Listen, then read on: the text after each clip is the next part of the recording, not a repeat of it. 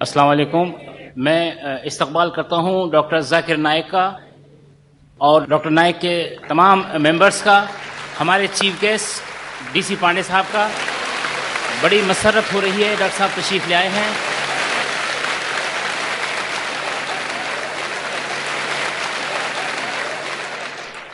الحمدللہ.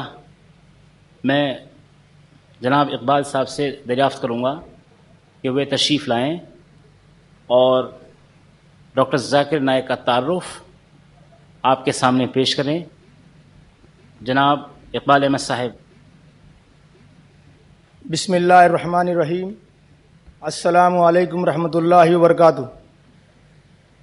جناب صدر، آج کے ہمارے مہمان جناب پانڈے صاحب، شہر قاضی سید صابر صاحب اور ہمارے خصوصی مہمان اور مقرر جناب ڈاکٹر ذاکر نائک صاحب، معزز خواتین اور معزز حضرات، یہ ہم سب کے لیے آج خوشی کا موقع ہے کہ اللہ رب العزت نے آگرہ شہر کو، جو کہ انٹرنیشنل مانا جاتا ہے، آج اسی مناسبت سے ایک بین الاقوامی شخصیت آج ہمارے یہ درمیان میں موجود ہے، جس کو اب تک لوگ تقریباً ٹی وی کے ذریعے دیکھتے رہے اور سنتے رہے اور اس سے مستفید ہوتے رہے. آج ہمیں اللہ نے یہ موقع دیا ہے کہ آج وہ ہمارے درمیان موجود ہیں. میں مختصر طور پر ڈاکٹر صاحب کا تعارف کراؤں گا، حالانکہ ڈاکٹر صاحب کی شخصیت کسی بھی تعارف کی محتاج نہیں ہے. ڈاکٹر ذاکر نائک اسلامی ریسرچ فاؤنڈیشن کے بانی اور صدر ہیں اور ساتھ ہی اسلام اور دیگر مذاہب کے تقابلی مطالعے کے لیے عالمی پیمانے پر ترقی یافتہ اشارے کی شکل میں پہچانے جاتے ہیں. ڈاکٹر صاحب کی پیدائش 18 اکتوبر 1965 کو ممبئی میں ہوئی. ممبئی یونیورسٹی سے میڈیکل گریجویٹ یعنی MBBS کیا. ڈاکٹر ذاکر قرآن اور دوسری مذہبی کتب کے حصوں کی لفظ با لفظ وضاحت کرنے کی بے مثال اہلیت رکھتے ہیں. الحمدللہ اسلامک ریسرچ فاؤنڈیشن نے اسلام کی صحیح تصویر پیش کی، وضاحت اور اسلام کے بارے میں غلط فہمیاں دور کرنے کے لیے جو خدمات انجام دی ہیں اس کی دنیا بھر میں تعریف کی جا رہی ہے. پیشے سے ایک ڈاکٹر ہوتے ہوئے بھی ڈاکٹر ذاکر نے دنیا بھر کے لوگوں کو اور خصوصاً انگریزی زبان کے سامعین تک اسلام کا صحیح پیغام پہنچانے کے لیے اپنا حلقہ یعنی میڈیکل لائن کو خیر بات کہہ دیا اور اسی مقصد کے لیے خود کو وقف کر دیا.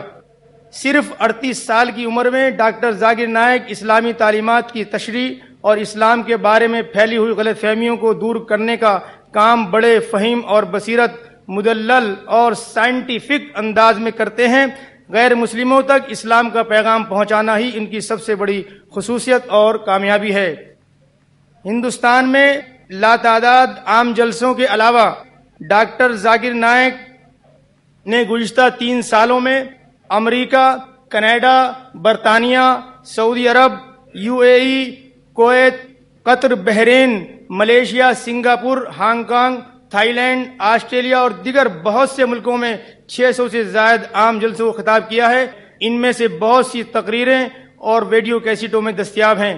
ڈاکٹر ذاکر نائک امریکہ، ملیشیا، جنوبی افریقہ اور ہندوستان میں مختلف عالمی ٹی وی اور ریڈیو پروگراموں میں حصہ برابر لیتے رہتے ہیں. اسلام اور انسانی حقوق، اسلام میں عورت کا مقام اور حقوق، اسلام اور سائنس، اسلام اور سیکولرزم وغیرہ موضوعات پر دنیا بھر میں پریس اور ٹی وی رپورٹر ان سے انٹرویو بھی لیتے رہتے ہیں اور اس سلسلے میں مختلف قسم کے سوالات بھی پوچھتے رہتے ہیں. ڈاکٹر ذاکر کا ان غلط فہمیوں کو دور کرنے اور اسلام کے متعلق جانبدارانہ رویوں کا دلیلوں اور حوالوں کے ساتھ معقول جواب دینے کی ان کے پختہ ارادے نے ہی اسلام کے بہت سے مخالفوں کو مطمئن کیا ہے. لہذا میں اپنی طرف سے آگرہ شہر کے تمام شہریوں کی طرف سے، آپ سب کی طرف سے یہاں اس ہال میں آگرہ میں ڈاکٹر ذاکر نائک کا استقبال کرتا ہوں. السلام علیکم.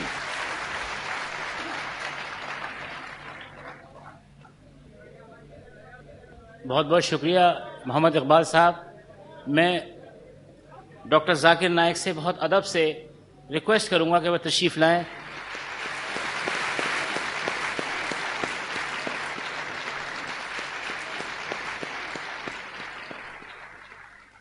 الحمدللہ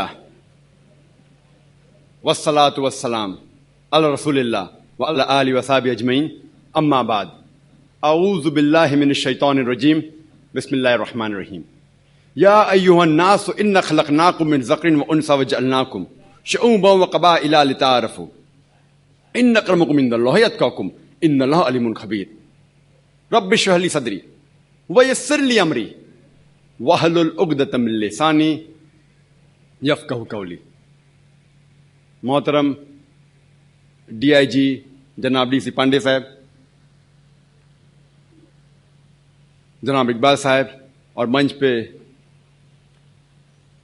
बैठे हुए गेस्ट, मेरे मोहतरम बुजुर्गों, भाइयों और बहनों, मैं आप सबका खैर मकदम करता हूं इस्लामिक तरीके से। अस्सलामु अलैकुम व रहमतुल्लाहि व बरकातुहू।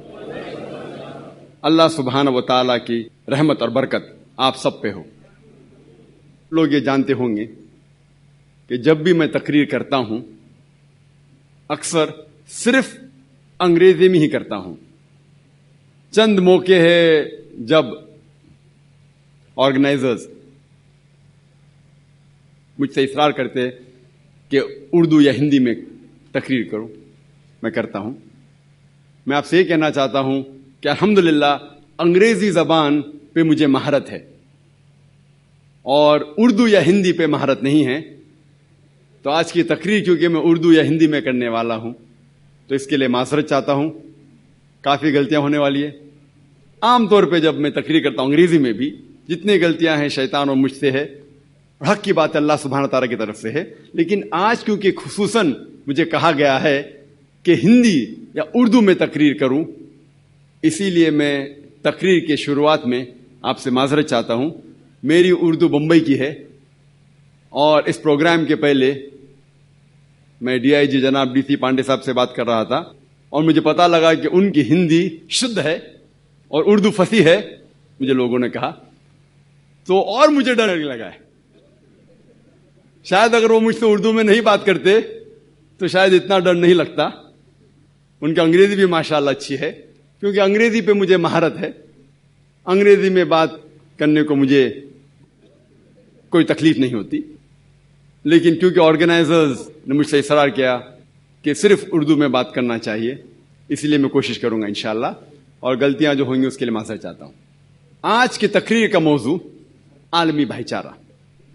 हम जब देखते हैं कि कई किस्म के भाईचारे हैं, मिसाल के तौर पे भाईचारा खून के रिश्ते की बुनियाद पे, भाईचारा इलाके के बुनियाद पे, भाईचारा कबीले के बुनियाद पे, भाईचारा रंग के बुनियाद पे, भाईचारा जात के बुनियाद पे। लेकिन ये सारे भाईचारे महदूद है, वो आलमी नहीं है, यूनिवर्सल नहीं है, सारे के सारे महदूद है। इस्लाम आलमी भाईचारे में यकीन रखता है और इस्लाम ये नहीं मानता कि इंसान ऊंचे या नीचे दर्जे में पैदा किया गया। जो कास्ट सिस्टम और different levels of human being है उसमें इंसान नहीं पैदा किया गया। इस्लाम मानता है आलमी भाईचारे में।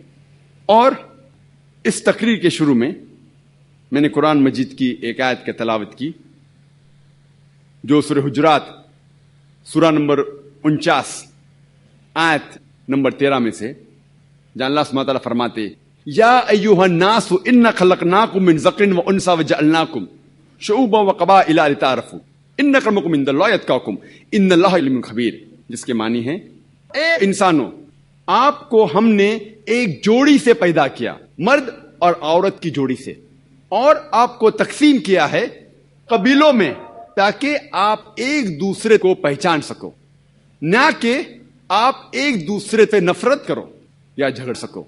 और सबसे अच्छा इंसान वो है जिसके पास तक़वा है। अल्लाह के नजदीक इंसान को जांचने का मयार है वो दौलत नहीं है, पैसा नहीं है, जिन्स नहीं है, रंग नहीं है, लेकिन है तक़वा। अल्लाह खुदा की मोहब्बत और खौफ, और खुदा के कहे हुए पैगाम पे अमल करना, इसे कहते हैं तक़वा। God consciousness, piety, righteousness. اور اللہ سبحانہ تعالیٰ فرماتے ہیں قرآن مجید میں سورہ روم میں سورہ نمبر 30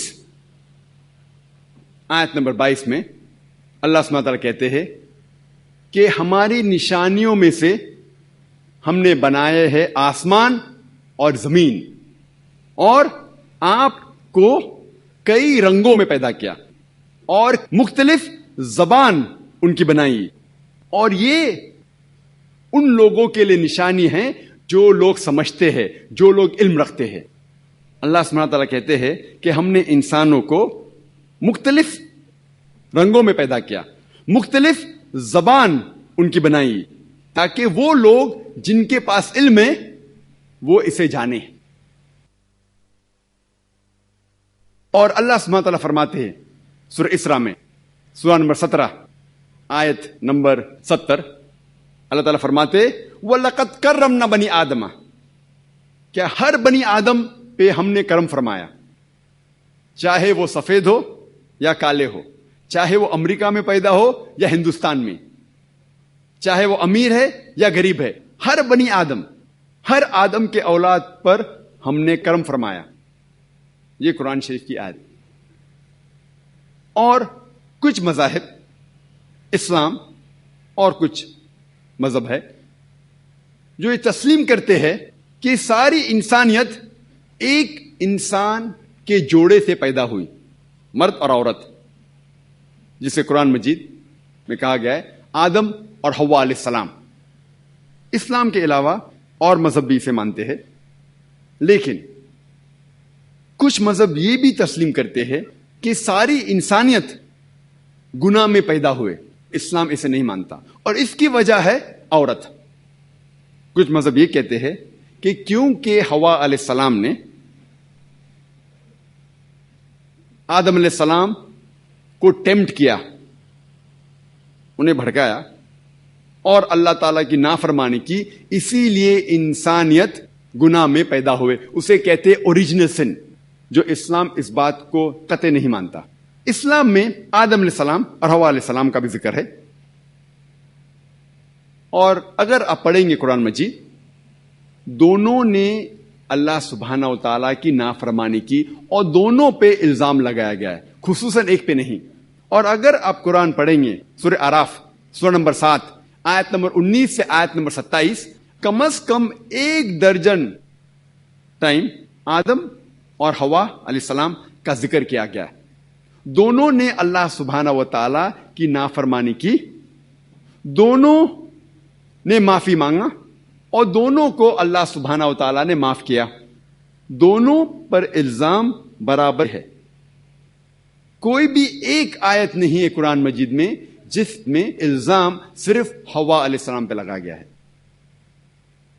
لیکن ایک آیت ہے قرآن میں سورہ طہ سورہ نمبر 20 آیت نمبر 121 جس میں ذکر ہے کہ آدم علیہ السلام نے اللہ سبحانہ و تعالیٰ کی بات نہیں مانی. صرف آدم علیہ السلام کا ذکر ہے. لیکن جب ہم قرآن مجید کو پوری طور سے پڑھیں گے ہمیں یہ پتہ لگتا ہے کہ دونوں پہ الزام برابر کا ہے کہ دونوں نے اللہ سبحانہ و تعالیٰ کی بات نہیں مانی، دونوں نے معافی مانگی اللہ سبحانہ و تعالیٰ سے اور اللہ سبحانہ و تعالیٰ نے دونوں کو معاف کیا. اور کچھ اور مذہب ہے جو یہ کہتے ہیں کہ پریگننسی،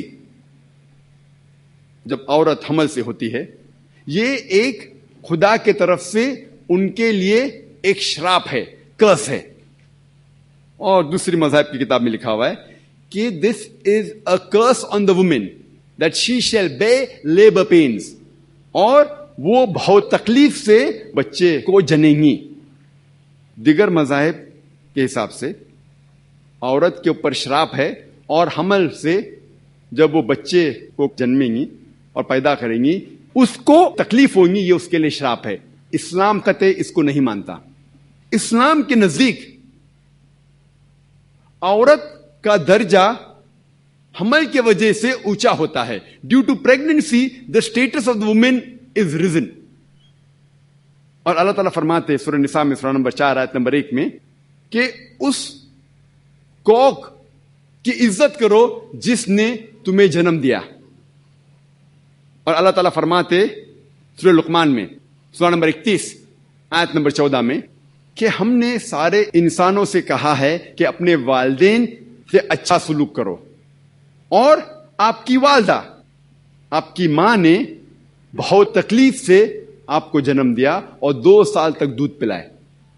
اس کا ذکر سورہ احقاف میں بھی ہے، سورہ نمبر 46 آیت نمبر 15، جس میں اللہ تعالیٰ فرماتے ہیں کہ ہم نے انسانوں سے کہا ہے کہ اپنے والدین سے اچھا سلوک کرو، اور آپ کی والدہ نے، آپ کی ماں نے آپ کو تکلیف سے کوکھ میں رکھا اور تکلیف سے جنم دیا، اسی لیے اس کی اور عزت کرو۔ اسلام میں پریگننسی کی وجہ سے، حمل کی وجہ سے عورت کی عزت اور زیادہ ہے۔ اور ایک حدیث ہے صحیح بخاری کی، محمد صلی اللہ علیہ وسلم کی حدیث ہے، صحیح بخاری جلد نمبر 8 کتاب الآداب چیپٹر نمبر 2 حدیث نمبر 2۔ ایک شخص محمد صلی اللہ علیہ وسلم کے پاس آتے ہیں اور پوچھتے ہیں کہ سارے جہاں میں کون سا انسان ہے جس کے ساتھ سب سے اچھا سلوک کرنا چاہیے، کمپیشن اور لو کرنا چاہیے؟ اللہ کے رسول محمد صلی اللہ علیہ وسلم فرماتے تیری ماں۔ پھر وہ شخص پوچھتا ہے اس کے بعد کون؟ پھر وہ کہتے ہیں تیری ماں۔ اس کے بعد کون؟ پھر محمد صلی اللہ علیہ وسلم پھر سے کہتے ہیں تیری ماں۔ وہ شخص پوچھتا ہے اس کے بعد کون؟ پھر محمد صلی اللہ علیہ وسلم کہتے ہیں تیرے والد، تیرا باپ، تیرا پتا۔ اس سے یہ ظاہر ہوتا ہے کہ 75% 3/4 حصہ کمپیشن، لو، عزت کا جاتا ہے والدہ کو، ماں کو۔ پاؤ حصہ جاتا ہے والد کو، پتا کو۔ مختصر سے ماں کو ملتا ہے گولڈ میڈل، سونے کا تمغہ، ماں کو ملتا ہے سلور میڈل، چاندی کا تمغہ، ماں کو ملتا ہے برونز میڈل، تانبے کا تمغہ۔ باپ کو ملتا ہے صرف کانسولیشن پرائز۔ یہ ہمارے پیغمبر محمد صلی اللہ علیہ وسلم کا کہنا ہے۔ افسوس کی بات ہے کہ بہت سے لوگوں کو غلط فہمی ہے کہ اسلام میں عورت کو ذلیل کیا جاتا ہے، اسلام میں عورت کا درجہ نیچا ہے۔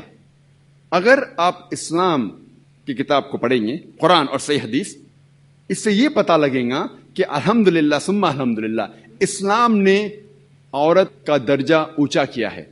اسلام میں عورت اور مرد کلی طور پہ برابر ہے۔ کچھ جگہ مرد کو ایک درجہ اضافہ ہے، کچھ جگہ عورت کو ایک درجہ اضافہ ہے۔ مثال کے طور پہ اسلام میں مرد اور عورت برابر ہے لیکن ہو بہو نہیں ہے، برابر ہے لیکن ہو بہو نہیں ہے۔ اللہ سبحانہ و تعالیٰ نے مرد اور عورت کو فزیولوجیکلی الگ قسم کا بنایا ہے، بایولوجیکلی الگ قسم کا بنایا ہے، مینٹلی الگ قسم کا بنایا ہے۔ Depending upon the physiological make up, biological make up, medical make up, ہر انسان مرد اور عورت کے جو رول ہے وہ مختلف ہے۔ مثال کے طور پہ ایک کلاس میں 2 طالب علم، 2 اسٹوڈنٹ فرسٹ آتے ہیں، انہیں ایگزامینیشن میں 100 میں سے 80 مارکس ملتے ہیں، 80 نمبر ملتے ہیں۔ جب ہم آنسر پیپر دیکھتے ہیں، جواب کا پیپر دیکھتے ہیں، ہمیں پتا چلتا ہے کہ 10 سوالات ہے، ہر سوال کے جواب پر 10 نمبر ہے۔ پہلے سوال کے جواب میں اسٹوڈنٹ اے کو 10 میں سے 9 نمبر ملتے ہیں اور اسٹوڈنٹ بی کو 10 میں سے 7 نمبر ملتے ہیں۔ دوسرے سوال کے جواب میں اسٹوڈنٹ بی کو 10 میں سے 9 نمبر ملتے ہیں اور اسٹوڈنٹ اے کو 10 میں سے 7 نمبر ملتے ہیں۔ تو جواب نمبر 1 میں اسٹوڈنٹ اے اسٹوڈنٹ بی سے آگے ہے، 1 درجہ اضافہ ہے۔ جواب نمبر 2 میں اسٹوڈنٹ بی کا درجہ اسٹوڈنٹ اے سے آگے ہے۔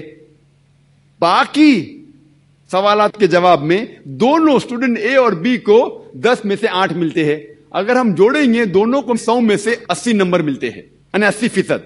لیکن جواب نمبر 1 میں اے آگے ہے، اسٹوڈنٹ اے آگے ہے، جواب نمبر بی میں اسٹوڈنٹ بی آگے ہے، باقی جوابوں میں دونوں برابر ہے. اسی طریقے سے اسلام میں عورت اور مرد کا درجہ برابر کا ہے، لیکن کس مقام پہ، کس چیز میں؟ آدمی کا ایک درجہ آگے ہے، کس چیز میں؟ عورت کا. مثال کے طور پہ اگر میرے گھر میں ایک چور آتا ہے اور چور گھس جاتا ہے میرے گھر میں نہیں کہوں گا کہ میں وومن رائٹس میں مانتا ہوں، میں مانتا ہوں کہ خواتین اور مرد ایک دم یکساں ہے. میں نہیں کہوں گا میرے بیوی سے، میرے بیٹی سے جا کے چور کا مقابلہ کرو، کیونکہ میں جانتا ہوں کہ اللہ سبحانہ و تعالیٰ نے آدمی کو فزیکلی اسٹرانگر بنایا ہے اور طاقتور بنایا ہے. اور ایک قرآن مجید کی آیت ہے سورہ نساء کی سورہ نمبر 4 آیت نمبر 34 کہ اللہ سبحانہ و تعالیٰ نے مرد کو فزیکلی اور طاقتور بنایا ہے. تو طاقت میں مرد کا ایک درجہ اونچا ہے. جہاں تک کہ والدین کا ساتھ دینا ہوتا ہے، کمپینینشپ، لو، عزت، اس میں جیسے کہ میں نے کہا والدہ کو 3 گنا والد سے زیادہ درجہ ہے. اس کے اندر عورت کا درجہ آدمی سے زیادہ ہے. اسی طریقے سے اگر ہم کلی طور پہ دیکھیں گے اسلام میں عورت اور مرد برابر کے ہیں، کچھ چیز میں ایک درجہ مرد کا آگے، کچھ چیز میں خواتین کا ہے. اگر آپ میری کیسٹ دیکھیں گے وومن رائٹس ان اسلام، خواتین کے حقوق، اس میں اس کا تذکرہ کیا گیا ڈیٹیل کے اندر. اسلام میں ہم یہ نہیں مانتے کہ اللہ سبحانہ و تعالی خدا خصوصاً صرف ایک قبیلے کے ہے یا صرف ایک رنگ کے انسان کے ہے.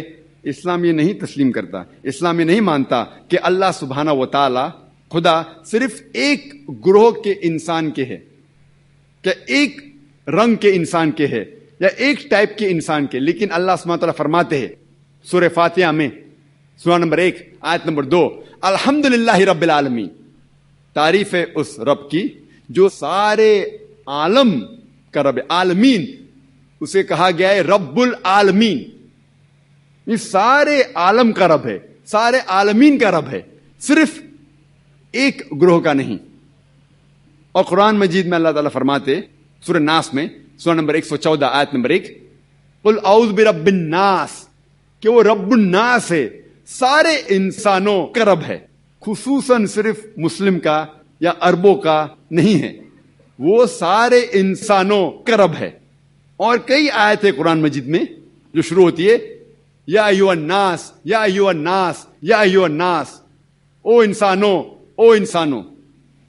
اسلام میں اللہ سبحانہ و تعالی سارے عالمین، سارے انسانیت کا رب ہے. اور قرآن مجید میں عالمی بھائی چارہ کے لیے کئی فارمولاز دیے گئے ہیں، کئی چیز ذکر ہے قرآن مجید میں. سارے پوائنٹس کا ذکر کرنے کا وقت نہیں ہے، کچھ چند باتیں کروں گا میں. اللہ تعالیٰ فرماتے سورہ مائدہ میں سورہ نمبر 5 آیت نمبر 32 اللہ تعالیٰ فرماتے اگر کوئی بھی انسان کوئی بھی دوسرے انسان کا قتل کرتا ہے صرف 2 وجہ کو چھوڑ کے، ایک وہ قاتل ہو یا اس دھرتی پہ فساد کر رہا ہو، یہ 2 وجہ چھوڑ کے اگر کوئی بھی انسان دوسرے انسان کا قتل کرتا ہے، وہ ایسا ہے کہ ساری انسانیت کا قتل کیا. کوئی بھی انسان چاہے مسلم یا غیر مسلم ہو، کوئی بھی دوسرے انسان چاہے مسلم یا غیر مسلم ہو، اس کا قتل کرتا ہے 2 وجہ کو چھوڑ کے، وہ انسان قاتل نہیں ہونا چاہیے اور اس دھرتی پہ فساد نہیں کرنا چاہیے. اگر وہ دوسرے انسان کا قتل کرتا ہے، مسلم یا غیر مسلم ہو، وہ ایسا ہے کہ ساری انسانیت کا قتل کیا. اور آیت میں آگے ہی لکھا ہوا ہے کہ اگر کوئی انسان کوئی دوسرے انسان کی جان بچاتا ہے، وہ ایسا ہے کہ ساری انسانیت کو بچایا ہے. قتل کرنا حرام ہے، ممنوع ہے. اللہ تعالیٰ بھی فرماتے ہیں کہ چوری کرنا غلط ہے، حرام ہے. اور اسلام میں جو تیسرا پلر ہے، تیسری بنیاد جو اسلام میں ہے، جسے کہتے ہیں زکوٰۃ. زکوٰۃ مانے کہ ہر شخص جس کے پاس نصاب سے زیادہ دولت ہے, 85 گرام سونا سے زیادہ دولت ہے, وہ شخص ہر سال, ہر لونر ایئر, ہر قمری سال 2.5% اس دولت سے غریبوں کو دے. اسے کہتے ہیں زکات. اگر ہر امیر انسان جس کے پاس 85 گرام سونا سے زیادہ دولت ہے اگر اپنا 2.5% غریبوں میں بانٹے تو ساری دنیا سے غریبی ہٹ جائیں گی. کوئی بھی شخص دنیا میں بھوکا نہیں مرے گا. اللہ تعالیٰ فرماتے سورہ ماؤن میں سورہ نمبر 107 آیت نمبر 1 سے 7 اللہ تعالیٰ فرماتے اَرَيْتَ الَّذِي يُكَذِّبُ بِالدِّينِ فَذَلِكَ الَّذِي يَدُعُّ الْيَتِيمَ وَلَا يَحُضُّ عَلَىٰ طَعَامِ الْمِسْكِينِ فَوَيْلٌ لِّلْمُصَلِّينَ الَّذِينَ هُمْ عَنْ صَلَاتِهِمْ سَاهُونَ الَّذِينَ هُمْ يُرَاءُونَ وَيَمْنَعُونَ الْمَاعُونَ. جس کے معنی ہے آپ ان لوگ کو نہیں دیکھتے جو آخرت میں نہیں یقین کرتے. Seest not thou those who do not believe in the day of judgment. آپ ان لوگوں کو دیکھ رہے جو آخرت میں نہیں یقین کرتے اور یتیموں کا حق مارتے اور بھوکوں کو کھانا نہیں کھلاتے. لعنت ہے ان کے اوپر جو نماز نہیں پڑھتے, جو نماز صرف دکھاوے کے لیے پڑھتے ہیں اور اپنے پڑوسی کی مدد بھی نہیں کرتے. پڑوسی کی مدد کرنا اسلام میں ایک اہم فرض ہے. اور محمد صلی اللہ علیہ وسلم فرماتے کہ وہ مسلمان نہیں ہیں جو پیٹ بھر کے سوتا ہے اور اس کا پڑوسی بھوکا رہتا ہے. اگر پڑوسی بھوکا ہے اور آپ پیٹ بھر کے سو جاتے ہیں, ہمارے رسول محمد صلی اللہ علیہ وسلم نے کہا وہ مسلم ہی نہیں ہیں. اور جب ایک شخص نے پوچھا کہ پڑوسی کون ہیں, محمد صلی اللہ علیہ وسلم نے فرمایا 40 گھر آپ کے نزدیک آپ کے پڑوسی ہیں, چاہے وہ مسلم ہے یا غیر مسلم ہے. 40 گھر آپ کے نزدیک آپ کے پڑوسی ہے. تو پڑوسی کی مدد کرنا اسلام میں ایک فرض ہے. یہ سارے جو ٹیچنگز ہے قرآن شریف اور صحیح حدیث میں, یہ عالمی بھائی چارے کو بڑھاتے ہیں, بڑھاوا دیتے ہیں. اللہ تعالیٰ فرماتے سورہ اسراء میں سورہ نمبر 17 آیت نمبر 26 اور 27 کہ اسراف مت کرو. جو لوگ اسراف کرتے ہیں وہ شیطان کے بھائی ہے. اسراف کرنا, فضول خرچی کرنا اسلام میں حرام ہے. اللہ تعالیٰ فرماتے سورہ بقرہ میں سورہ نمبر 2 آیت نمبر 188 188 اللہ تعالیٰ فرماتے کہ آپ اپنی دولت کا غلط استعمال مت کرو اور اس کا استعمال ججز کے لیے مت کرو. جو جج ہوتے ہیں اس کو مت دو تاکہ وہ آپ کے حق میں فیصلہ کرے اور آپ دوسرے کا حق مارے. مطلب رشوت دینا اسلام میں حرام ہے. آپ اپنی دولت اگر رشوت دینے کے لیے استعمال کرتے ہیں جج کے لیے تاکہ وہ فیصلہ آپ کے حق میں کرے تاکہ آپ دوسروں کا حق مارے, یہ اسلام میں حرام ہے. اور ایک عام چیز جس سے بھائی چارہ, عالمی بھائی چارہ نشٹ ہوتا ہے وہ ہے شراب. اور اللہ تعالیٰ فرماتے سورہ مائدہ میں سورہ نمبر 5 آیت نمبر 90 میں یا ایھا الذین آمنوا انما الخمر والمیسر والانصاب والازلام رجس من عمل الشیطان فاجتنبوہ لعلکم تفلحون. یا الذین آمنوا انما الخمر والمیسر, او مومنو آپ کے لیے خمر, شراب, نشے والی چیز اور جوا اور فارچون ٹیلنگ, بھوشیہ کے بارے میں کہنا اور ڈیڈیکیشن آف سٹون, بت پرستی, یہ غلط ہے. آپ اس سے دور رہو تاکہ آپ آگے بڑھ سکو. جوا اور شراب اسلام میں حرام ہے. اور ہم دیکھتے ہیں کہ شراب کی وجہ سے کئی بار یہ عالمی بھائی چارے کے اندر رکاوٹ آتی ہے. اللہ تعالیٰ کہتے ہیں سورہ اسراء میں سورہ نمبر 17 آیت نمبر 32 میں کہ آپ زنا کے قریب مت آؤ کیونکہ یہ ایسا گناہ ہے جو دوسرے گناہ کی طرف آپ کو لے کے جاتا ہے. زنا, adultery is forbidden in Islam. It's an evil opening other roads to evil. اور اللہ تعالیٰ فرماتے سورہ حجرات میں سورہ نمبر 49 آیت نمبر 11 اور 12 میں اللہ تعالیٰ فرماتے کہ آپ لوگوں میں سے ایک آدمی کا گروہ دوسرے گروہ کے اوپر مت ہنسو. کچھ آدمی دوسرے آدمی پہ مت ہنسو. آپ کو یہ نہیں پتا ہوگا کہ وہ دوسرا گروہ پہلے گروہ سے اچھا ہوگا. آپ میں سے ایک خواتین کا گروہ گروپ آف وومن دوسرے خواتین کے گروہ کے اوپر مت ہنسو. آپ کو کیا پتا ہوگا کہ دوسرا خواتین کا گروہ پہلے خواتین کے گروپ سے اچھا ہو. آپ لوگ آپس میں ایک دوسرے کو غلط نام سے مت بلاؤ. آپ لوگ آپس میں گالیاں مت دو اور آپ ایک دوسرے پہ شک مت کرو. اور بہت وقت شک ایک گناہ بن جاتا ہے.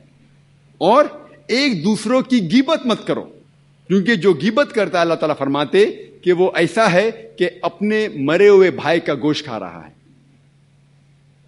غیبت کرنا اسلام میں حرام ہے. پیٹھ پیچھے کسی کی برائی کرنا اسلام میں حرام ہے. اور یہ ایک بہت اہم چیز ہے جو عالمی بھائی چارے کو نشٹ کرتی ہے, غیبت. پیٹھ پیچھے کسی کی برائی کرنا. اور اللہ تعالیٰ فرماتے سورہ حمزہ میں سورہ نمبر 104 آیت نمبر 1 وَيْلٌ لِكُلِّ ہُمَزَةٍ لُمَزَةٍ لعنت ہے وہ لوگ پہ جو غیبت کرتے ہیں. اس سے ہمیں پتا چلتا ہے کہ اگر ہم یہ سب چیز کا عمل کریں گے انشاءاللہ عالمی بھائی چارہ قائم رہے گا. اسلام میں صرف تھیوریٹیکل صرف بولنے کے لیے عالمی بھائی چارہ نہیں ہے. ہمیں ہر مسلم کو کم از کم ہر دن 5 وقت عالمی بھائی چارے کا اظہار کرنا ضروری ہے. میں ذکر کر رہا ہوں صلاح کے بارے میں, نماز کے بارے میں. ہر مسلمان کو کم از کم 5 بار نماز پڑھنا ضروری ہے, فرض ہے. اور صلاح کے وقت ہمارے رسول محمد صلی اللہ علیہ وسلم نے فرمایا, صحیح بخاری کی حدیث ہے, جلد نمبر 1 کتاب الادان چیپٹر نمبر 75 حدیث نمبر 692. اس میں ابن عباس رضی اللہ عنہ وہ کہتے ہیں کہ ہم جب نماز کے لیے کھڑے ہوتے تھے تو ہمارا کاندھا ہمارے صحابیوں کے کاندھے سے لگتا تھا, ہماری ایڑی صحابیوں کی ایڑی سے لگتی تھی. اور ذکر ہے سنن ابو داؤد میں جلد نمبر 1 کتاب الصلاح چیپٹر نمبر 245 حدیث نمبر 666. محمد صلی اللہ علیہ وسلم نماز شروع کرنے کے پہلے کہتے ہیں کہ اپنی قطار سیدھی کرو, اسٹریٹ ان دا روز, اپنی قطار سیدھی کرو اور کاندھے سے کاندھا ملاؤ اور کوئی جگہ بیچ میں مت رکھو تاکہ شیطان بیچ میں آ سکے. محمد صلی اللہ علیہ وسلم اس شیطان کا ذکر نہیں کر رہے تھے جو آپ اونیڈا ٹی وی ایڈ میں دیکھتے جس کے 2 سنگ ہیں اور ایک دم ہے. محمد صلی اللہ علیہ وسلم اس شیطان کا ذکر کر رہے تھے جو ہے رنگ کا شیطان, کلر کا, جو پیسے کا, جو دولت کا شیطان ہے. اگر آپ امیر ہیں یا غریب ہے, راجہ ہے یا فقیر ہے, آپ جب صلاح کے لیے کھڑے ہوتے ہیں, نماز پڑھنے کے لیے کھڑے ہوتے ہیں تو آپ کو کاندھے سے کاندھا ملانا ضروری ہے, فرض ہے. آپ سفید ہو یا کالے ہو, گیوے ہو یا پیلے ہو, اگر آپ نماز کے لیے کھڑے ہوتے ہیں تو آپ کا فرض ہے کہ آپ کاندھے سے کاندھا ملائیں. یہ عالمی بھائی چارہ ہر روز ہر دن کم از کم 5 وقت ہمیں اس کا اظہار کرنا پڑتا ہے. اور جو انٹرنیشنل بردرہڈ ہے, جو سب سے بڑی گیدرنگ, اینیول گیدرنگ, سالانہ گیدرنگ جو دنیا میں ہے وہ ہے حج. اس میں تقریباً 25 لاکھ مسلمان مختلف جگہ سے آتے, امریکہ سے, انڈونیشیا سے, ملیشیا سے, پاکستان سے, انڈیا سے, سنگاپور سے 25 لاکھ. اور مرد 2 ٹکڑے سفید کپڑے میں آتے ہیں جو سلے ہوئے نہیں ہوتے. اور آپ جب دیکھیں گے ایک دوسرے کو, آپ کو یہ نہیں پتا چلے گا کہ آپ کے سامنے جو آدمی کھڑا ہے وہ راجہ ہے کہ فقیر ہے. سارے مرد 2 ٹکڑے کپڑے سے جو سفید ہے بنا سلے ہوئے, جسے احرام کی حالت کہتے ہیں.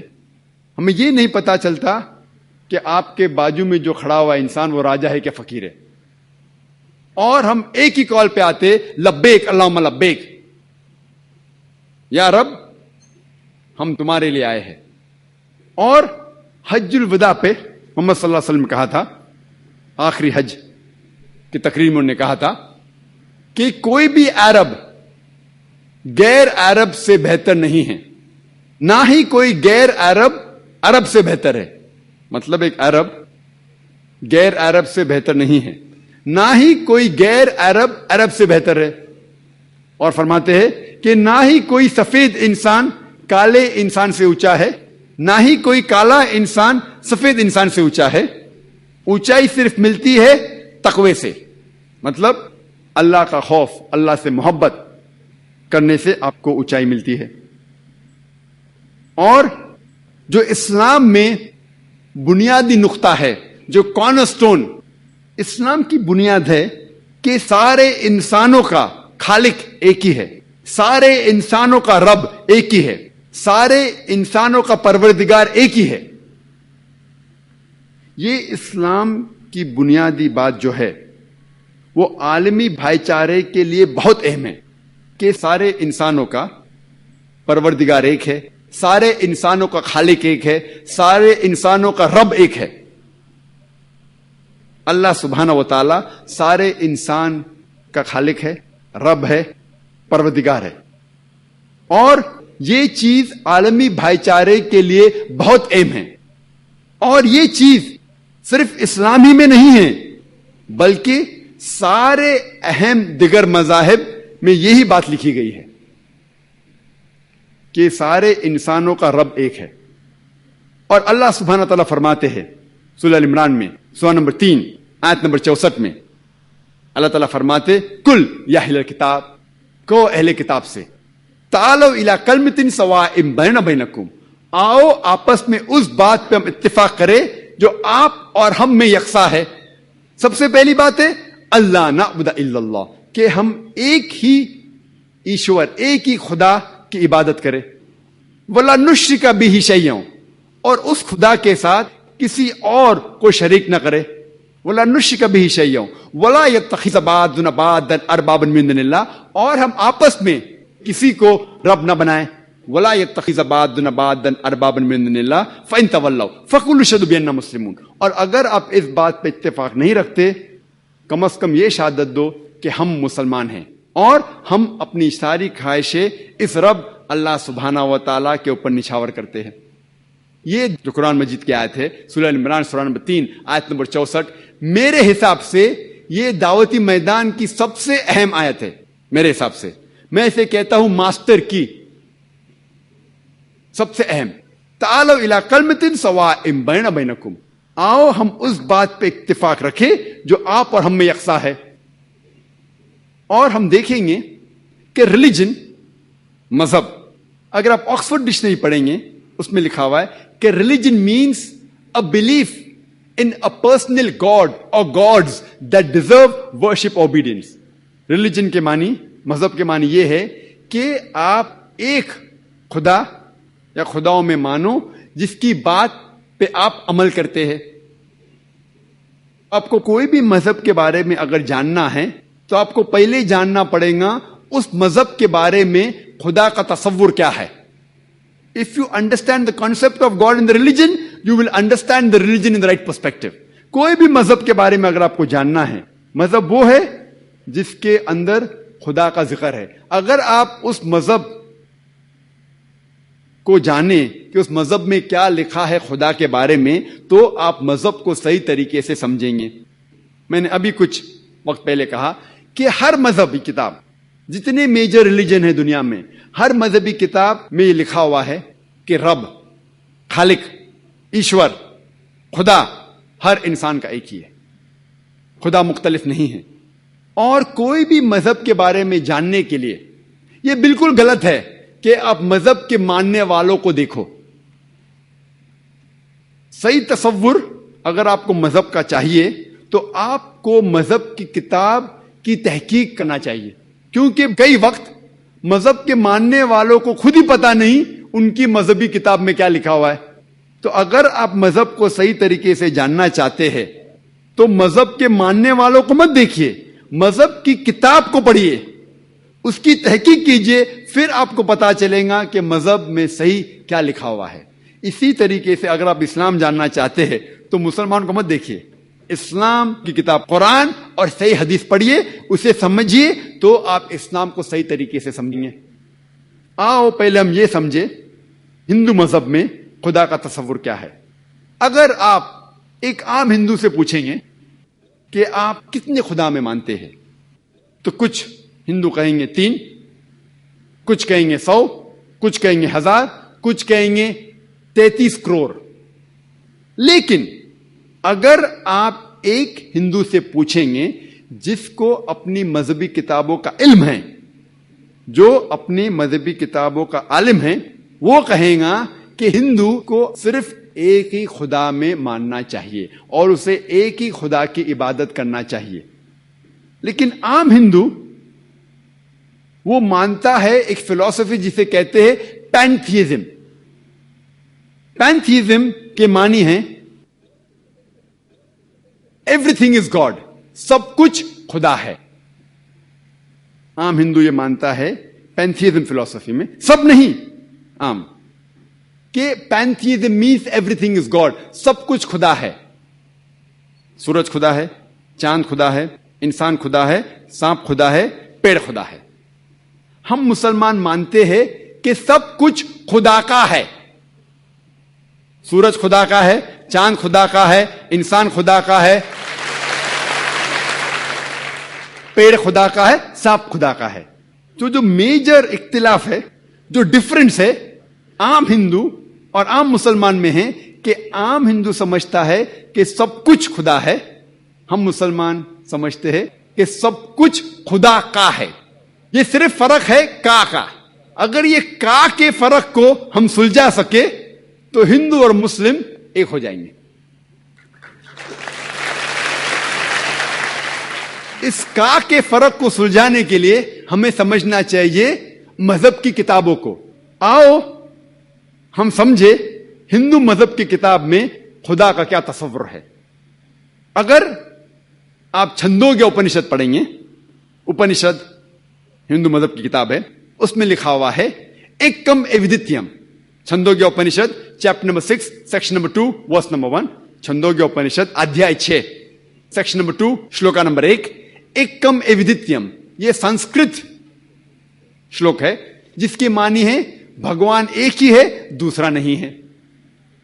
اگر آپ پڑھیں گے شویتا شتاروپنشد ادھیائے 6 شلوکا نمبر 9, اس میں لکھا ہے نا کسیہ کشج جنیتا نہ چدیپا. یہ سنسکرت شلوک ہے جس کے معنی ہیں کہ اس بھگوان کے نہ کوئی والدین ہے, نہ کوئی رب ہے. اس کے نہ کوئی باپ ہے, نہ کوئی ماں ہے, نہ کوئی رب ہے. اگر آپ پڑھیں گے شویتا شتاروپنشد ادھیائے 4 شلوکا 19, اس میں لکھا ہے نہ تस्य پرتما استی. اس کے معنی ہیں اس کے جیسا کوئی بھی نہیں ہے, اس خدا کی طرح کوئی بھی نہیں ہے. اور ہندو مذہب کی کتاب میں سب سے مشہور کتاب ہے بھگوت گیتا. اگر آپ بھگوت گیتا پڑھیں گے ادھیائے 7 چیپٹر نمبر 7 شلوک نمبر 20, اس میں لکھا ہے all those are materialistic people they worship demigods. مطلب جو لوگ پیسے کے پیچھے, دنیاوی چیزی کے پیچھے بھاگتے ہیں, وہ لوگ غلط ایشور کی پوجا کرتے ہیں. اور اس کی اگر تشریح, اس کی تفسیر پڑھیں گے, سوامی برہمپدا کہتے ہیں اس کے معنی یہ بھی ہوتی کہ جو لوگ دنیاوی چیزیں کے پیچھے بھاگتے ہیں وہ لوگ بت پرستی کرتے ہیں. کدھر لکھا ہوا ہے؟ Bhagavad Gita chapter number 7 chapter 7 شلوک نمبر 20. آگے لکھا ہے بھگوت گیتا ادھیائے 10 شلوک نمبر 3 میں کہ وہ خدا نہ کبھی کسی کو جنا ہے نہ جنے گا, اور وہ سب سے طاقتور ہے. اور ساری ہندو مذہب کی کتابوں میں سب سے اونچی کتاب ہے وید. وید کا درجہ سب سے اونچا ہے, اور 4 وید ہے, رگ وید, یجروید, سام وید, اتھروا وید. اگر آپ پڑھیں گے یجروید ادھیائے 32 شلوک نمبر 3, اس میں ذکر ہے نہ تस्य پرتما استی. یہ سنسکرت شلوک ہے جس کے معنی ہیں کہ اس کا نہ کوئی عکس ہے، نہ کوئی تصویر ہے، نہ کوئی بت ہے. آگے پڑھیں گے یجروید ادھیائے 40 شلوک نمبر 9. اس میں لکھا ہے اندھاتم پوشنتی یا اسمبوتی اپاستے. اندھاتم مینس اندھار، پروشنتی مطلب اندر جانا. وہ لوگ اندھکار میں جا رہے ہیں جو لوگ اسمبوتی کی پوجا کرتے ہیں. اسمبوتی مانے قدرتی چیز، مثال کے طور پہ پانی، آگ، ہوا. جو لوگ قدرتی چیز کی اسمبوتی کی پوجا کرتے ہیں وہ اندھکار میں جا رہے ہیں. اور شلوک آگے کہتا ہے کہ وہ لوگ اور گہرے اندھکار میں جا رہے ہیں جو لوگ سمبوتی کی پوجا کرتے ہیں، جو بنائی ہوئی چیز کی پوجا کرتے، مثال کے طور پہ ٹیبل، چیئر، گاڑی، بت ایٹسٹرا. کون کہتا ہے؟ یجروید ادھیائے 40 شلوک نمبر 9. اور سارے وید میں سب سے اونچا وید ہے رگ وید. رگ وید میں لکھا ہے کتاب نمبر 1 ہم نمبر 164 164 شلوک نمبر 46 شلوک نمبر 46. اس میں لکھا ہے ایک کم ست وپر بہودا ودانتے. یہ سنسکرت شلوک ہے جس کے معنی ستیہ ایک ہے، حق ایک ہے، خدا ایک ہے، اور سنت لوگ اسے کئی ناموں سے بلاتے ہیں. بھگوان ایک ہے، ایشور ایک ہے، لیکن سنت مہاپروش لوگ اسے کئی نام سے بلاتے ہیں. اور رگ وید میں، صرف رگ وید میں کتاب نمبر 2 ہم نمبر 1 میں 33 نام خدا کو دیے ہیں. کتنے نام؟ 33. اس میں سے ایک ہے رگ وید میں بک نمبر 2 ہم نمبر 1 شلوک نمبر 3 ایک نام دیا گیا ہے، وہ ہے برہما. انگلش میں اسے کہتے ہیں کریٹر، اردو یا عربی میں کہتے ہیں خالق.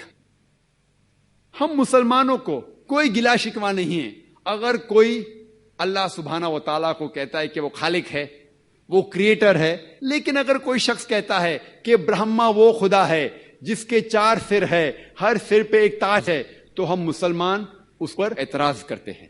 کیونکہ آپ سوتا ستارہ اپنشد ادھیائے 4 شلوکا 19 کے خلاف جا رہے ہیں جس میں لکھا ہے نہ تس پتیما استی، اس کے جیسا کوئی بھی نہیں ہے.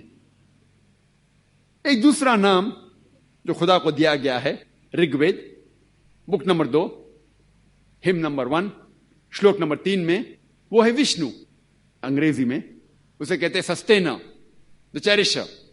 اگر اردو یا عربی میں کہیں گے تو وہ ہے رب.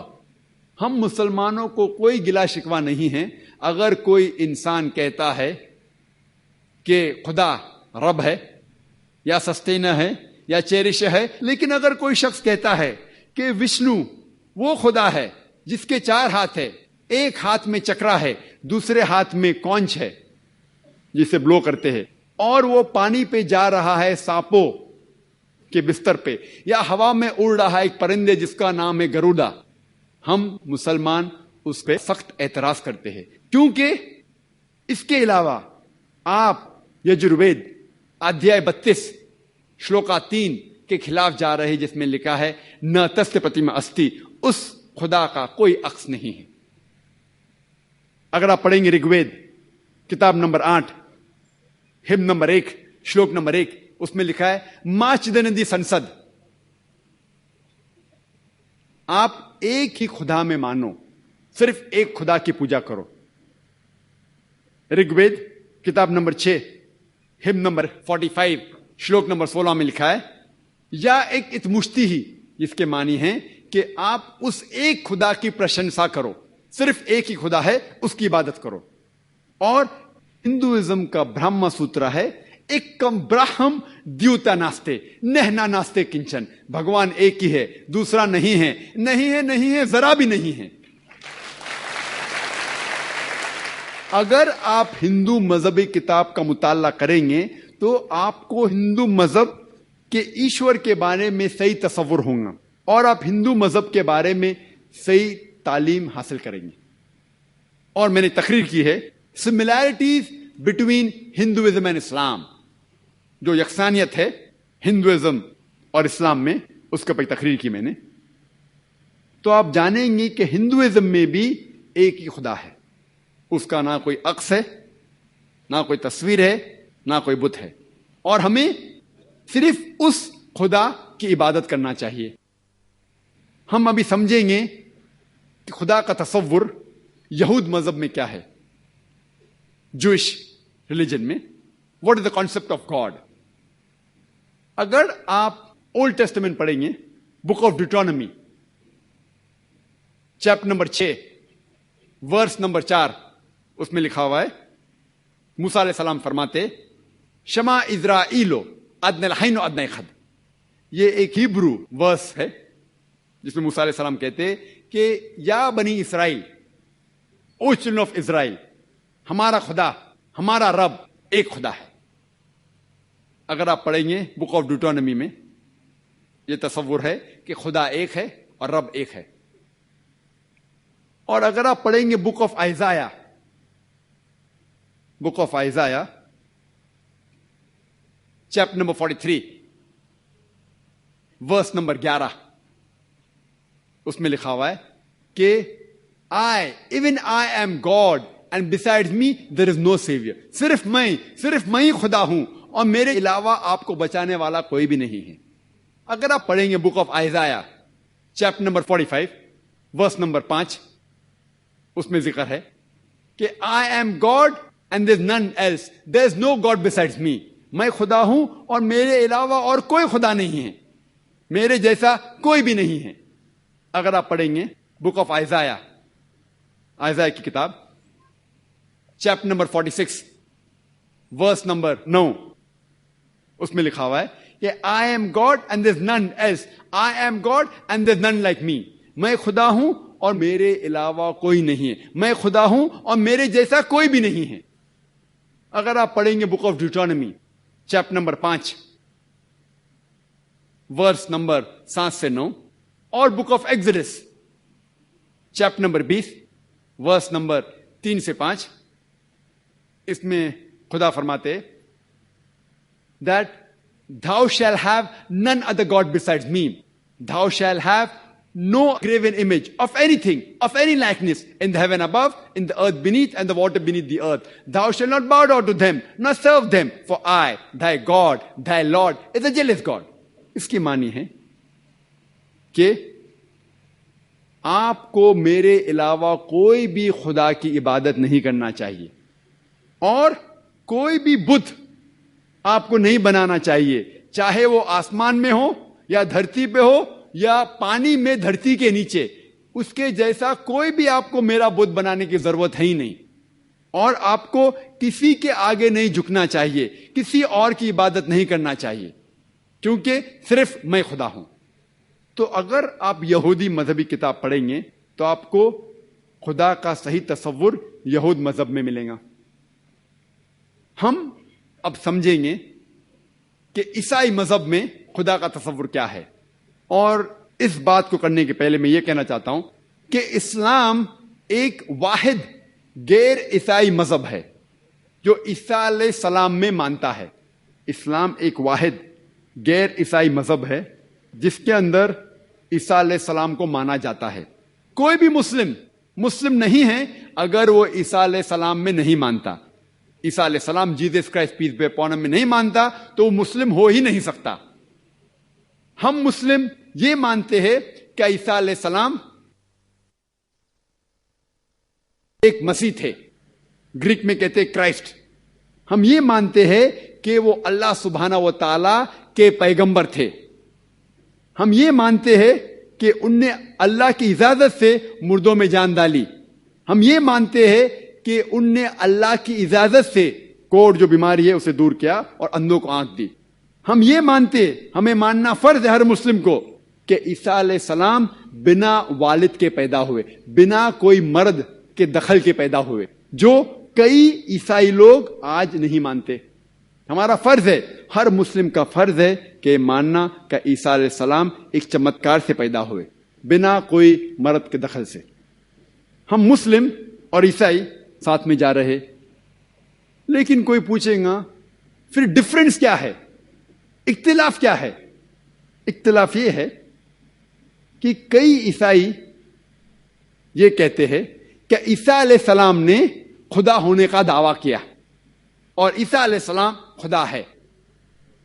میں کیونکہ طالب علم ہوں اسلام اور دیگر مذاہب کے, میں نے بائبل بھی پڑھی ہے, اور میں آپ سے یہ کہنا چاہتا ہوں کہ اگر آپ بائبل پڑھیں گے, بائبل میں ایک بھی ورس نہیں ہے, there is not a single unambiguous statement in the complete Bible where Jesus Christ, peace be upon him, himself says that I am God, or where he says worship me. پوری Bible اگر آپ پڑھیں گے ایک بھی شلوک, ایک بھی ورس نہیں ہے جس میں عیسیٰ علیہ السلام خود کہتے ہیں کہ میں خدا ہوں, یا کہتے ہیں کہ میری عبادت کرو. ایک بھی ان ایمبیگوس صاف ظاہر ورس نہیں ہے جس میں عیسیٰ علیہ السلام خود کہتے ہیں کہ میں خدا ہوں, یا کہتے ہیں کہ میری عبادت کرو. حالانکہ اگر آپ بائبل پڑھیں گے اس میں لکھا ہوا ہے, Gospel of John chapter number 14 verse number 28, عیسیٰ علیہ السلام کہتے ہیں my father is greater than آئی, میرے والد مجھ سے بڑے ہیں. اور عیسیٰ علیہ السلام خدا کو بائبل کئی بار کہتے ہیں والد. جب وہ کہتے ہیں میرے والد, ان کے معنی ہے میرا خدا. تو Gospel of John chapter number 14 verse number 28 میں عیسیٰ علیہ السلام کہتے ہیں my father is greater than آئی, میرے والد مجھ سے اونچے ہیں, مجھ سے طاقتور ہے. وہ کہتے ہیں Gospel of John chapter number 10 verse number 29, Gospel of John chapter 10 verse number 29 میں فرماتے my father is greater than آل, میرے والد خدا سارے لوگوں سے اونچے ہے, سارے لوگوں سے طاقتور ہے. عیسیٰ علیہ السلام فرماتے ہیں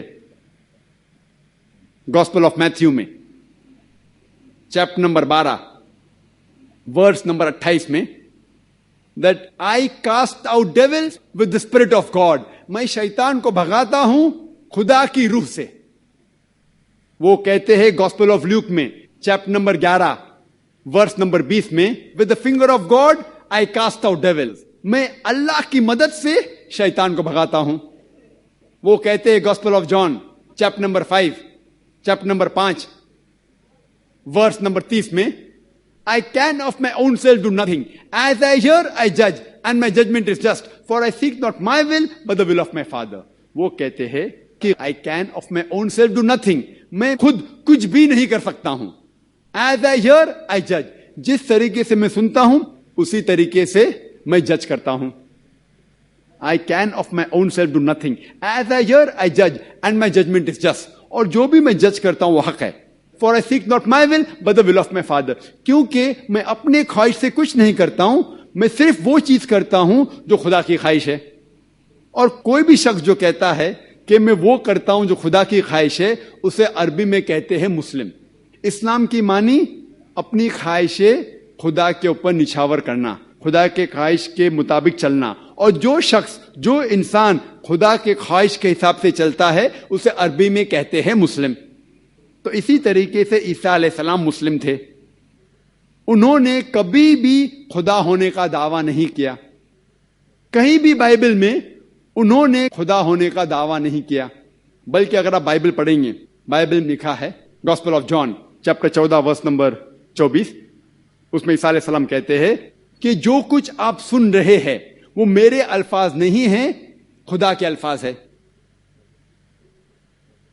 جیسس کرائسٹ کہتے ہیں پیس بی اپون ہم, عیسیٰ علیہ السلام کہتے ہیں Gospel of John chapter number 17 verse number 3 میں this is life eternal so that you may know there is one God and Jesus Christ whom thou hast sent.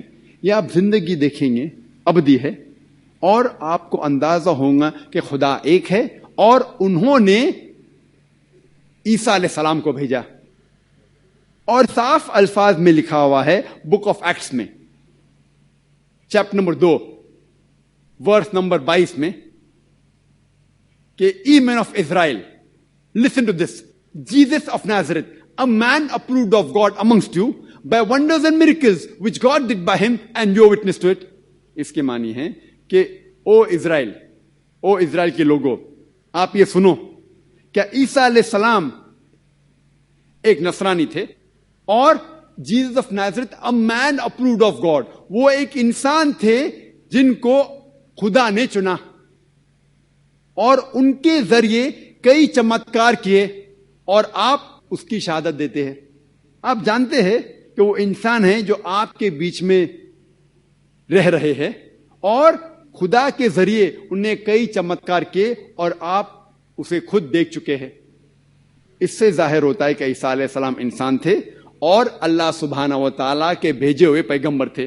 اور جب عیسیٰ علیہ السلام سے پوچھا گیا تھا کہ سب سے پہلا کمانڈمنٹ کیا ہے, پیغام کیا ہے, انہوں نے ہو بہو جو موسیٰ علیہ السلام نے کہا تھا اس کو دہراتے ہیں.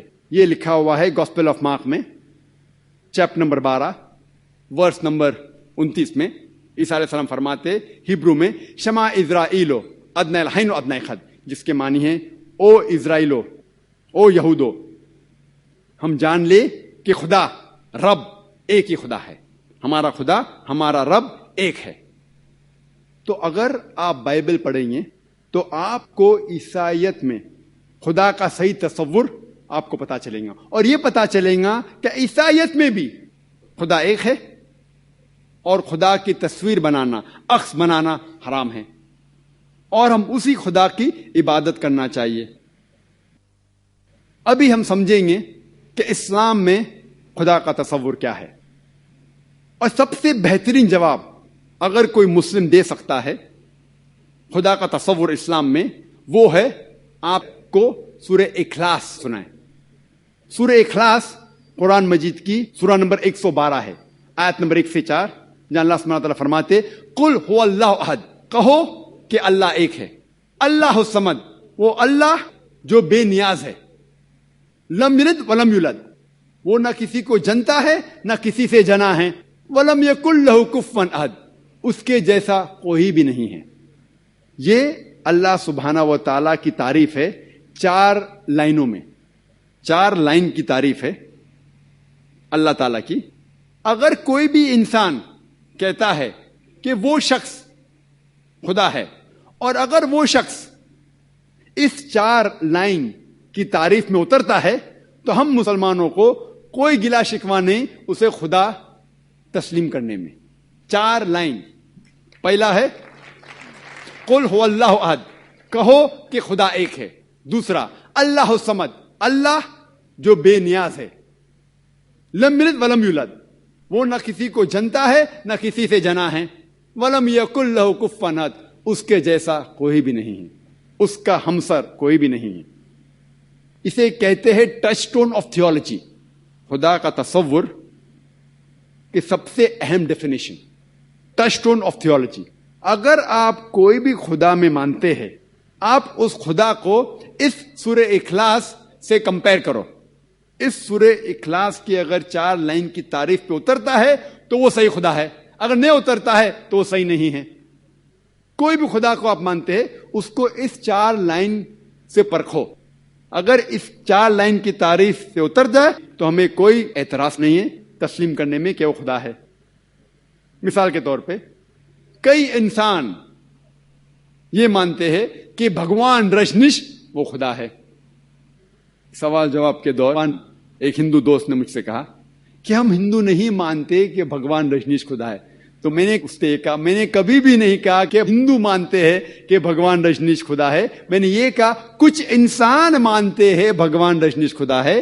میں ہندو مذہب کی کتاب پڑھ چکا ہوں, اس میں کہیں بھی نہیں لکھا ہوا ہے کہ بھگوان رجنیش خدا ہے. لیکن کئی انسان یہ مانتے ہیں کہ بھگوان رجنیش خدا ہے. آؤ ہم یہ پرکھیں کہ بھگوان رجنیش سورہ اخلاص کے 4 لائن کی تعریف پہ اترتا ہے کہ نہیں.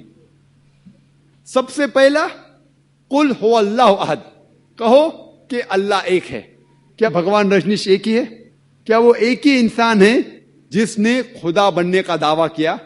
سینکڑوں انسان ہیں, خصوصاً ہمارے اس دیش میں ہندوستان میں ہزاروں انسان کہتے ہیں کہ میں خدا ہوں. وہ صرف ایک ہی نہیں ہے. لیکن اگر کوئی رجنیش بھکت کہے گا نہیں وہ یونیک ہے, وہ علیحدہ ہے, ٹھیک ہے, ہم دوسرے لائن پہ جاتے ہیں, دوسرے پوائنٹ پہ جاتے ہیں. اللہ الصمد, اللہ جو بے نیاز ہے. کیا رجنیش بے نیاز ہے؟ ہم جب اس کی आत्म कथा या ऑटोबायोग्राफी पढ़ते हैं, उसमें लिखा हुआ है कि रजनीश को डायबिटीज बीमारी थी, डायबिटीज की बीमारी थी, उसे अस्थमा था, उसे रीढ़ की हड्डी में दर्द होता था, बैकएक। आप सोचिए, भगवान को डायबिटीज है, खुदा को अस्थमा है, खुदा को रीढ़ की हड्डी की दर्द है। तीसरा लाइन, लम युलिद वलम यूलद, ना वो किसी को जनता है ना किसी से जना हुआ है। हम जानते हैं कि भगवान रजनीश मध्य प्रदेश में पैदा हुए, उसके वालिद वालदा भी थे, दोनों वालदेन थे, जो कुछ साल बाद उसके शागिर्द बन गए।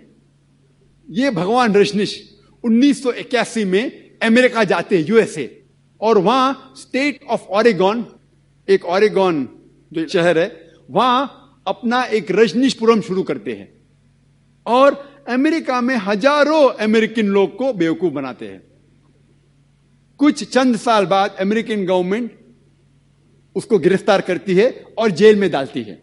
भगवान रजनीश कहते हैं कि अमेरिकन गवर्नमेंट ने मुझे आस्ते आस्ते से जहर दिया। सोचिए, कोई खुदा को जहर दे सकता है? और 1985 में, 1985 में अमेरिकन गवर्नमेंट उसको अमेरिका के बाहर निकाल देती है, लात मार के निकाल देती है। फिर से वो हिंदुस्तान में आता है और पूना शहर में अपना जो सेंटर था वहां जाता है, इसे आज की तारीख में कहते हैं ओशो कम्यून। और अगर आप जाएंगे ओशो कम्यून में, पूना में, जो रजनीश का एक आश्रम है, वहां उसके कब्र पे, उसके समाधि पे एक तख्ती है जिसमें लिखा हुआ है, भगवान Rajneesh Osho never born never died but visit the earth from the 11th of December 1931 to the 19th of January 1990। उसके तख्ती पे लिखा हुआ है कि ओशो ना कभी पैदा हुए ना कभी मरे, लेकिन धरती पे सैर करने के लिए आए, धरती पे घूमने के लिए आए। 11 दिसंबर 1931 से लेके 19 जनवरी 1990 तक के। Never born never died but visit the earth from the 11th of December 1931 to the 19th of January 1990। उस तख्ती पे ये नहीं लिखा था कि भगवान रजनीश को 21 मुमालिक की वीजा नहीं मिली थी। भगवान आ रहा है धरती की सैर करने के लिए और उसे वीजा की जरूरत होती है, उसे 21 मुमालिक की वीजा नहीं दी गई थी।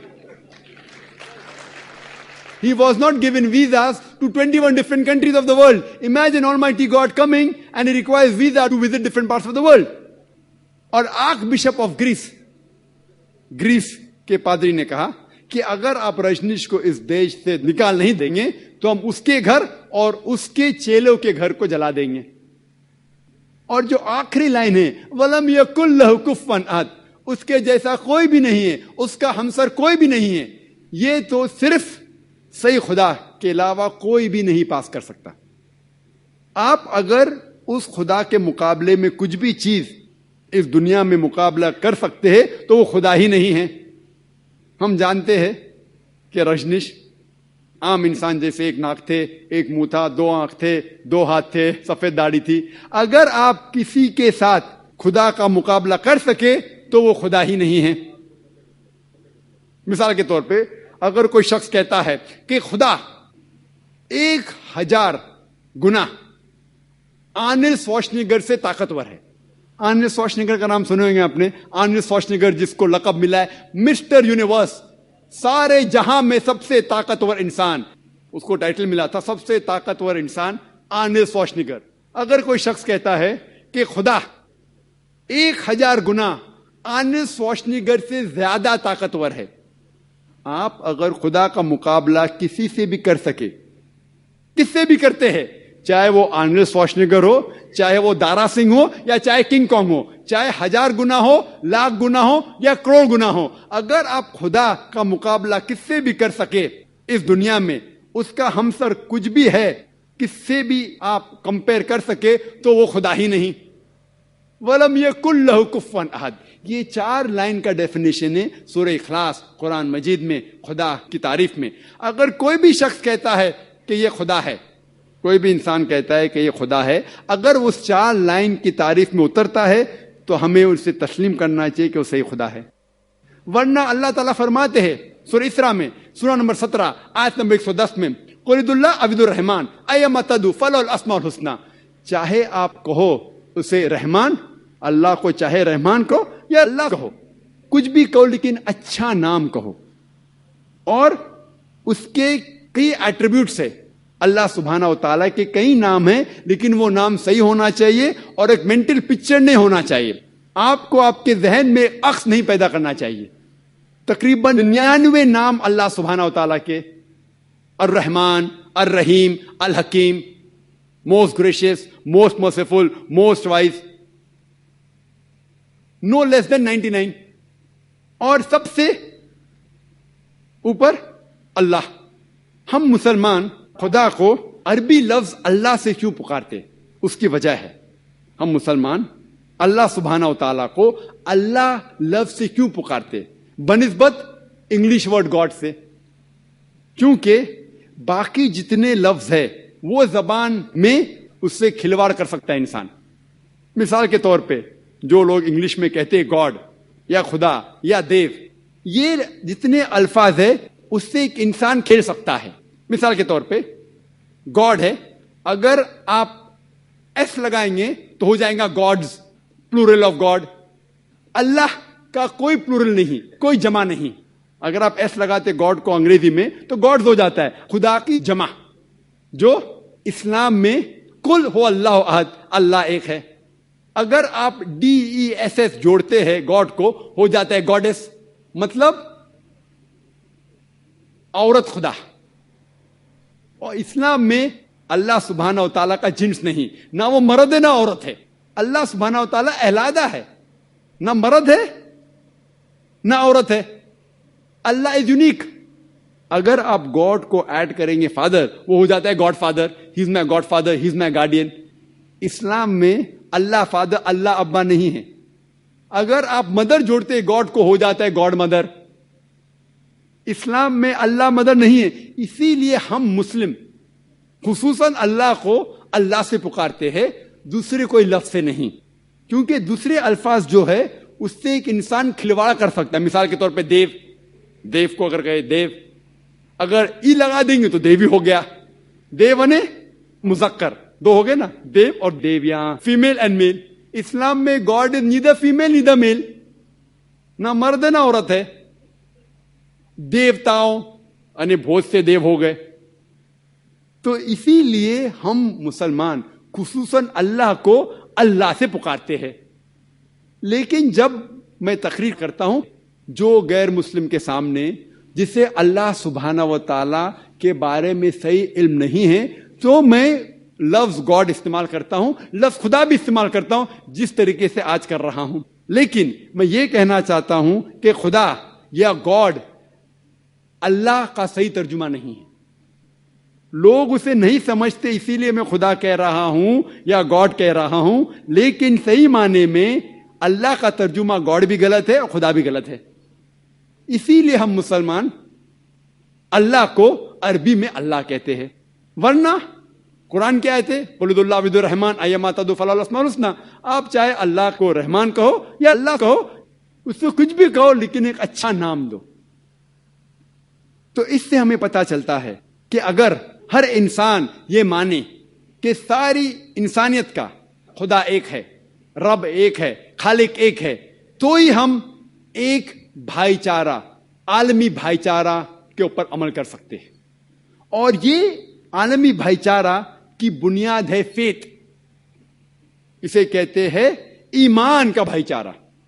اگر ہر انسان کو ایمان ہے کہ ہمارا رب ایک ہے، ہمارا خالق ایک ہے، ہمارا خدا ایک ہے، تو ہی ہم ایک عالمی بھائی چارہ کے اوپر عمل کر سکتے ہیں. اور یہ بھائی چارہ باقی سارے بھائی چاروں سے اونچا ہے، چاہے وہ خون کا بھائی چارہ ہو یا کوئی بھی بھائی چارہ ہو. اور یہ ایمان کا بھائی چارہ کہ رب ایک ہے، خالق ایک ہے، خدا ایک ہے اور اسی کی عبادت کرنا چاہیے، یہ بھائی چارہ صرف ہاریزونٹلی سارے دنیا میں نہیں پھیلتا، صرف دنیا کے لوگ جو جی رہے ہیں اس کے اندر نہیں، لیکن ورٹیکلی بھی، اوپر اور نیچے بھی، جو قوم جو انسان پہلے بھی آ چکے دنیا میں اور جو ہمارے بعد آئیں گے ان کو بھی سمیٹتا ہے. تو یہ عالمی بھائی چارہ جو ایمان کی بنیاد پہ ہے کہ خالق ایک ہے، رب ایک ہے اور اسی کی عبادت کرنا چاہیے، جسے کہتے ہیں توحید اسلام میں، وہ بھائی چارہ نہ ہی سارے انسان جو آج موجود ہے ان کو سمیٹتا ہے، لیکن جو انسان پہلے جو گزرے اور جو آئیں گے ان کو بھی سمیٹتا ہے.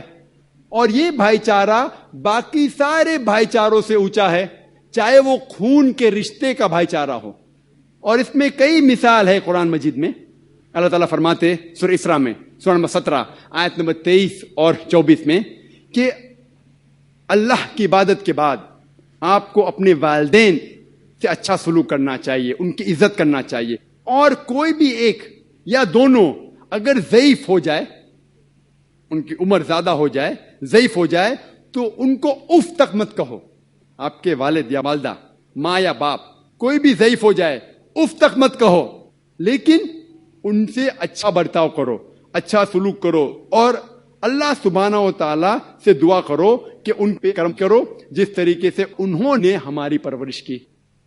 والدین کی بہت عزت ہے قرآن میں، لیکن اس کے باوجود یہ لکھا ہوا ہے کہ اگر والدین اللہ کے خلاف ہے تو اس وقت لکھا ہے سورہ لقمان میں سورہ نمبر 31 آیت نمبر 15 میں کہ آپ والدین کی عزت کرو، لیکن اگر والدین جد و جہد کرے، زبردستی کرے آپ کو اس کی عبادت کرنے سے جو اللہ کے علاوہ کوئی اور ہے جس کا علم آپ کو نہیں ہے، تو آپ ان کی بات مت مانو، لیکن پھر بھی ان سے اچھا سلوک کرو، والدین کی عزت کرو. لیکن اگر وہ اللہ کے خلاف جائے تو اس وقت ان کی بات مت مانو، لیکن پھر بھی ان کی عزت کرو، ان سے اچھا سلوک کرو. اور کئی مثال ہے قرآن مجید میں، جو نبیوں کی مثال ہے، کئی رسول کی مثال ہے. مثال کے طور پہ قرآن میں ذکر ہے سورہ ہود میں سورہ نمبر 11 آیت نمبر 45 to 47، اس میں نوح علیہ السلام کا ذکر ہے. اور ہم جانتے ہیں پروفٹ نوح پیس بی اپون ہم، نوح علیہ السلام کا ذکر اکثر لوگ جانتے ہیں کہ اللہ سبحانہ و تعالیٰ نے ان کو وحی نازل کی تھی کہ ایک بارش ہوئیں گی، فلڈ آئیں گا، اسی لیے ایک کشتی بناؤ، ایک آگ بناؤ. اور نوح علیہ السلام نے کشتی بنائی. لیکن نوح علیہ السلام اللہ سبحانہ و تعالیٰ سے دعا کرتے کہ آپ میرے فیملی ممبرز کو، میرے جو گھر کے لوگ ہیں ان کو آپ بچائیں گے. اور اللہ تعالیٰ وعدہ کرتے کہ میں آپ کے فیملی ممبرز کو، آپ کے گھر کے لوگ کو بچاؤں گا. اور پھر نوح علیہ السلام ایک بڑی کشتی بناتے. کچھ لوگ ان کے اوپر یقین کرتے، اکثر لوگ یقین نہیں کرتے. اور ان میں سے ایک ہوتا ہے ان کا بیٹا جو کہتا ہے کہ بارش کیسے ہو سکتی ادھر. وہ کہتا ہے اگر بارش آئیں گی تو میں ایک پہاڑ کی اونچی چوٹی پہ جا کے چڑھ جاؤں گا. وہ نوح علیہ السلام کی بات نہیں مانتا، اپنے والد کی بات نہیں مانتا. کچھ وقت بعد بارش آتی ہے، فلڈ ہو جاتا ہے، کشتی اونچی ہوتی جاتی اور پانی اونچا ہوتے جاتا ہے. اور نوح علیہ السلام کے بیٹے پہاڑ کی چوٹی پہ جا کے بیٹھ جاتے ہیں، بولتے کہ میں یہاں محفوظ رہوں گا. پانی بڑھتا جاتا ہے، پھر انہیں پتا لگتا ہے کہ وہ غلط تھے اور پانی اس چوٹی کے اونچائی تک پہنچتا ہے. وہاں جب نوح علیہ السلام کے بیٹے پکارتے مدد کے لیے اپنے والد سے کہ مجھے بچاؤ، تو نوح علیہ السلام اللہ سے فرمائش کرتے کہ آپ نے تو وعدہ کیا تھا مجھے کہ آپ میرے فیملی کے لوگ کو بچائیں گے، آپ میرے فیملی ممبرز کو بچائیں گے. تو اللہ تعالیٰ آیت نازل کرتے ہیں کہ آپ کا بیٹا آپ کے فیملی میں سے نہیں ہے، آپ کا بیٹا آپ کا فیملی ممبر نہیں ہے. مطلب یہ ایمان کا بھائی چارہ خون کے بھائی چارے سے کہیں اونچا ہے. اور نوح علیہ السلام کا بیٹا ڈوب جاتا ہے. اسی طریقے سے ذکر ہے قرآن مجید میں سورہ توبہ سورہ نمبر 9 آیت نمبر 114 میں کہ ابراہیم علیہ السلام اپنے والد جو بت پرست کرتے تھے ان کے خلاف جاتے ہیں تو ان کے والد ان کو گھر سے نکال دیتے، پھر بھی وہ ان کی عزت کرتے، لیکن کہتے وہ غلط تھے، وہ گھر سے باہر چلے جاتے. ذکر ہے قرآن مجید میں سورہ تحریم میں سورہ نمبر 66 آیت نمبر 10 میں کہ لوط علیہ السلام کی بیوی ان کا کہنا نہیں مانتی. نبی تھے, ان کی بیوی نے کہنا مانی, ان کی بیوی تباہ ہو گئی. ہمیں قرآن مجید کے اندر ایک ایگزامپل ملتا ہے سورہ تحریم میں, سورہ نمبر 66 آیت نمبر 11 میں, کہ فرعون کی بیوی, فرعون ایک ظالم انسان, اس کی بیوی اچھی حضرت آسیہ. سورہ تحریم سورہ نمبر 66 آیت نمبر 11 میں حضرت آسیہ دعا کرتے اللہ تعالیٰ سے کہ آپ مجھے جنت میں گھر دو. فرعون جو سب سے ظالم انسان اس ٹائم کا, اس کی بیوی الحمدللہ مومنہ. تو آپ دیکھیں گے کہ قرآن مجید میں کئی ایگزامپل دیے گئے ہیں, اور یہ بھائی چارہ جو ایمان کا بھائی چارہ ہے کہ خدا اللہ ایک ہے, رب ایک ہے, خالق ایک ہے, سارے انسانیت کا صرف اسی کی عبادت کرنا چاہیے, وہ بھائی چارہ باقی سب بھائی چارے سے اونچا ہے. اور صرف یہی ایک نقطہ ہے جس کے وجہ سے ساری دنیا کے انسان ایک ہو سکتے ہیں اور ایک بھائی چارے کے اندر آ سکتے. میں اس تقریر کو ختم کرتا ہوں قرآن کی آیت سے, سورہ نساء کی سورہ نمبر 4 آیت نمبر 1, جس میں اللہ تعالیٰ فرماتے یا ایھا الناس اتقوا ربکم الذی خلقکم من نفس واحدہ خلق منہا زوجہا, کہ یا انسانوں میں نے تم کو بنایا ایک انسان سے, ایک مرد سے, اور اس سے پیدا کیا اس کی بیوی, اور آپ اس رب کی عزت کرو اور اس رب کی عبادت کرو. وآخر دعوانا الحمدللہ رب العالمین.